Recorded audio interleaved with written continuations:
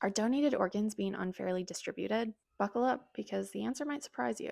And before we dive in, I want to say there are a lot of hardworking people that are trying to make sure that organ transplants are done fairly and ethically. A recent New York Times article raised concerns that policy changes might be shifting donated organs away from smaller, local transplant centers. Is that true?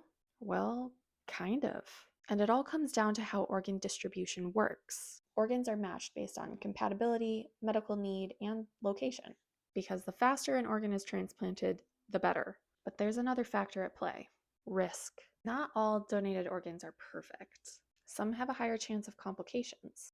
And here's the problem: transplant centers are monitored based on their success rates. If too many transplants go poorly, they can face scrutiny, and in extreme cases, lose accreditation.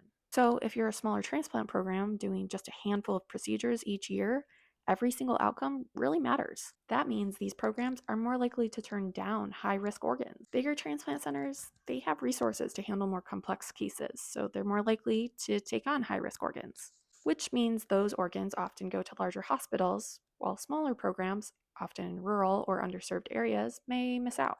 This also means that some organs get discarded entirely, not just because hospitals turn them down, but also due to transport delays, condition at retrieval, or other logistical barriers.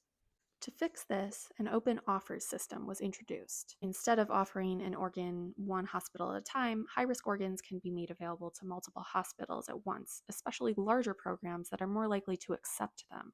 So, does this make the system more efficient? Yes. Does it make it more fair? That's where things get messy. Because while this approach saves more organs, it also means fewer transplants are happening in small, local programs. And that could leave patients in those areas with fewer options. It's a bit like the ethical dilemma of the train track switch. Should we prioritize using more organs overall, even if it means fewer transplants in certain areas? Or should we sacrifice some efficiency to keep things more geographically balanced? There's no easy answer. So, what do you think? Should we optimize for organ use, even if it means some areas do fewer transplants?